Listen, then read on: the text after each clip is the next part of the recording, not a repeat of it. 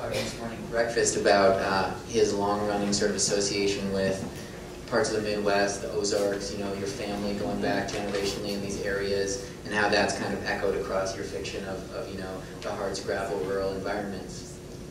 Well, it's always informed my sense of the life down there, and I still live in a neighborhood a couple hundred feet from the house my mom was born in, and my grandparents, and I have dead relatives all over, buried 2 blocks away. So I never thought I would want to live there, partly because of the kind of clavering effect of all these ancestral eyes on you all the time. And but after a while, it really became a kind of a guiding thing for me.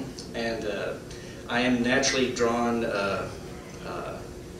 to just a certain slice of the life in the region. It's not meant to be a broad, accurate depiction of the overall way of life. But I'm drawn, as I was saying this morning, I still have, we used to have many active meth houses in our neighborhood. Now we just have the one, and it happens to be my direct neighbor. So, it's handy, right? It's useful. Yeah. And so on one hand it's informative, and on the other hand it's occasionally at least irritating. And I've always been drawn to writing about people who are easy to dislike or to not want to be around, and sort of, especially in the earlier Bayou books, many times my intention was to force you to care about somebody you really shouldn't care about.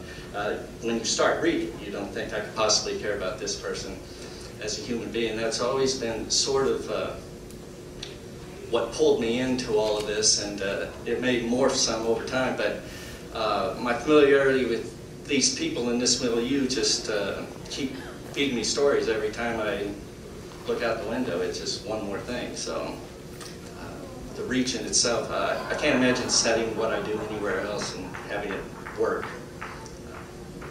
We won't be seeing a definitive novel about life in Williamsburg, Brooklyn, from you. Well, no. A great Brooklyn novel will stay in the drawer. No, it's funny. I recently judged a short story contest, and so many of the stories ended up, they may have started anywhere in the U.S., but the story eventually led to Manhattan. And I said, there's no actual evidence here that any of these people have been to Manhattan, but they know fiction in Manhattan. They somewhere heard that's what people want. so if you don't really know the place, you probably shouldn't do it. And I've spent, what, many hours in Manhattan. So